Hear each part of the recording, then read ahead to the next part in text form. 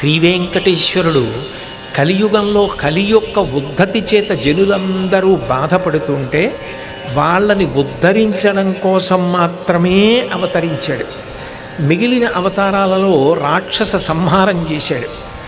ఈ వెంకటేశ్వరావతారంలో తప్పు చేసిన వాడిని శిక్షించడం, కుత్తుకు ఉత్తరించడం కాదు, వాడి బుద్ధిలో మార్పు రావాలని కోరుకున్నాడు. వాడి పాపములను తల వెంట్రుకల రూపంలో తీసుకుని క్షమించాడు. అనుగ్రహప్రదాత అయి నిలబడ్డాడు. కలవు వెంకటనాయక. అందుకే వెంకటేశ్వరుడి యొక్క దయాస్వరూపం గురించి చెప్తూ, కలిబాధ మాన్ప తిరుమల కలియుగ వైకుంఠమనగ గైసేసిన మీ సలలిత కరుణాహృదయము కలలోనను మరువరాదు కంజదళాక్ష అంటారు.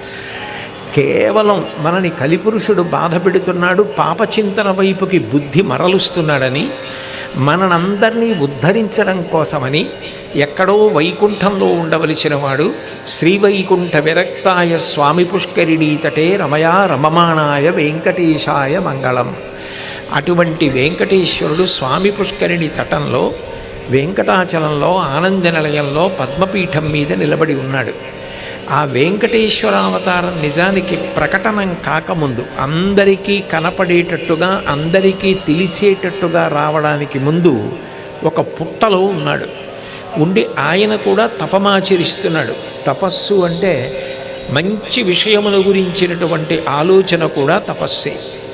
అటువంటి తపస్సు ఆయనకి ఉంటుంది అంటే లోక సంరక్షణ చేయడం.